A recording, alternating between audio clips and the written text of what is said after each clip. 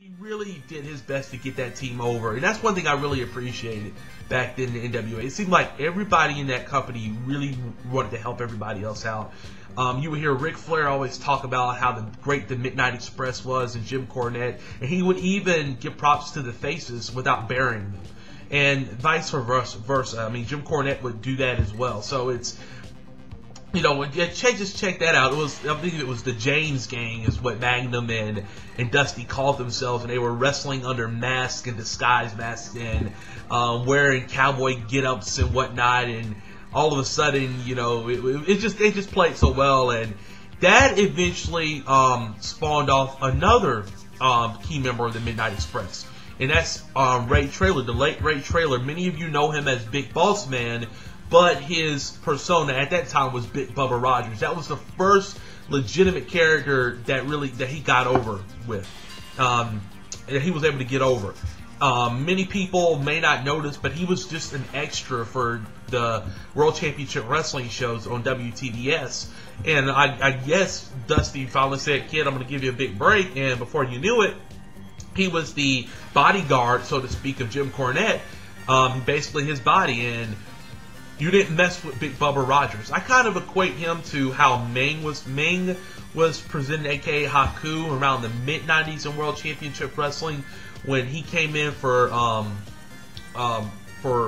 Colonel Parker for the Stud Stable in the mid-1990s in World Championship Wrestling, Colonel Robert Parker. And and they did that chair bit. Dusty hit Big Bubba Rogers with a chair in Spartanburg, South Carolina, my hometown, by the way, in the Spartanburg Memorial Auditorium on one show.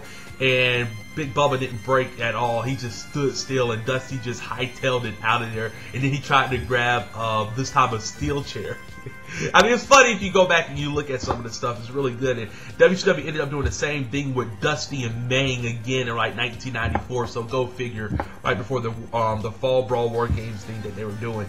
But to make a long story short, Big Bubba Rogers was an integral part into the group. And this is going to lead to the next thing I want to talk about, which I consider probably the biggest, the most talked about angle for the Midnight Express in their second formation with Dennis Condrey and Bobby Eaton, and their angle with the Road Warriors, which culminated in an excellent match in Starrcade 1986. Some people are so-so about it, but I kind of think it was a really well done concept considering what they had to work with. And what many people don't know is that they had to do this match several times on house shows just to get prepared for it, and they even did it on tour after Starrcade. And I'm talking about the infamous Scaffold match. Now, this wasn't the first Scaffold match of all time. It had been done before, but this time it was the first time it was done on this big a scale and this magnitude. I mean, Starrcade was the granddaddy of them all at that time in the southeast area. You know, one thing, if you were in Greensboro or if you were in Atlanta, you had to, you did have one thing you can look forward to, and that's Starrcade on every Thanksgiving. Not Christmas, but Thanksgiving night. To make a long story short, you had the Road Warriors, and you had Bobby Eaton and Dennis Condrey and Big Bubba, and to go along with to Jim Cornette, and they just had just a kick-ass match at Starrcade 86. It didn't last really long, and how can a Scaffold match really last long? But the Midnight Express were defeated in that match. Bobby Eaton and Dennis Condrey both fell about 20 feet to their to the mat, and I'm pretty sure that fall really didn't help, because I mean, I think both of them didn't land on their back. They both landed on their side and stuff. It was just weird, and all of a sudden something funny happened. You had Jim Cornette come down he was just scared to death of heights. I think if anybody knows the character Jim Cornette, he hates heights. And that was shadowed throughout the Midnight Express's run in Jim Crockett Promotions. But he eventually started to run from Precious Paul Ellering, the manager of the Road Warriors, and he climbs all the way up to the scaffold, only to realize that Road Warrior Animal is like right behind him, and Hawk's not that far from him. So he decides to go underneath the scaffold, and at this time, the scaffold had kind of like monkey bars right below it.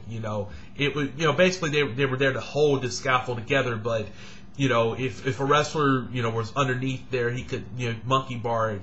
And Jim Cornette does so, but he pays a price.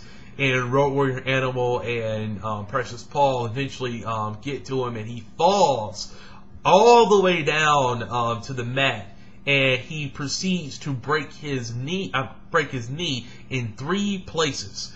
I'm sorry, his knee, but his ankle in 3 places, and that resulted in him having major surgery on it, from what I heard on a shoot interview with Jim Cornette not too long ago. And it's a memorable angle. I mean, when I saw it, I'm like, I don't think he did, but evidently Big Bubba was supposed to catch him, and he missed. So that was, you know, it's a memorable thing, but I guess it just shows you how preposterous the scaffold match is, really. Because, you know, I think the guys made the most out of it, but as many of you know, the scaffold is really nothing to fool with, and it's, you know, it's something really, really dangerous. But those guys pulled it off tremendously, and I still consider it one of the best scaffold matches of all time. Starrcade 86, the Night of the Skywalkers, named after that match. So, you know, guys, check that out. But meanwhile, the team of Condrey and Bobby Eaton never regained the NWA World's Tag Team Championship belts that they captured in February of 1986. Instead, you enter 1987, and this team is still pretty good. You know, it still has its nucleus there. They're still clicking.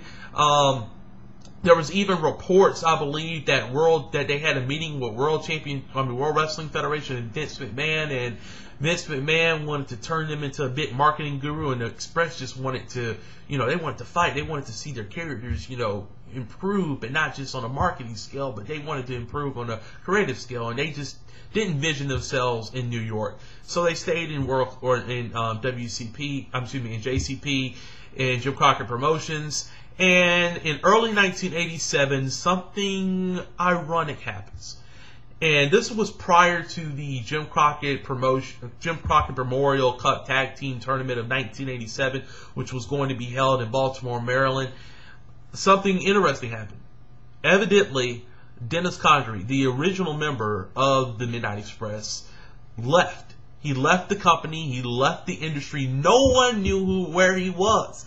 So this left a serious conflict of interest for the Midnight Express and Jim Crockett Promotions, because, you know, you lose somebody like Loverboy Dennis Condrey, who was such a key integral component. He's one half of the damn tag team. And although he wasn't the Flash of the team, he was kind of like, you know, the glue to it all, you know. And when he left, that left a void in the Midnight Express. So eventually, not too long, soon thereafter, a World Championship Wrestling, the program, you have an interesting occurrence, and you have Jim Cornette cutting a really good promo, as he always did, basically telling the fans that the Midnight Express has fallen off. We are not exactly what we once were. We have folded up the tent a little bit recently, and because we had several strong keys to the team, and there's one key that was just lacking. He was mentioning Dennis, but it was like in a storyline perspective, and he said it's missing something. And before you know it, here comes one member of the fabulous excuse me, is one member of a really good tag team in the Mid-South and the Memphis area, known as the Fabulous Ones, along with his partner Steve Kern. I'm talking about Sweet Stan Lane. And Sweet Stan Lane comes on. And I don't think a lot of people knew who he was immediately, but they did a really good job back in the day of basically educating you about the guy to an extent, even though it's a different territory. And Stan Lane and Bobby Eaton clicked like that. And always, some people like Stan Lane, some people don't. Some people have said that he's all flash, he doesn't have that much, you know, he doesn't have a ton of charisma within him. But, you know, I tend to just disagree with it. I think Stan Lane was a tremendous talent in wrestling. I think he was one of those guys that really wasn't good as a singles wrestler. He always needed somebody with him, in order to really showcase his skills, because I think he was more lost than Dan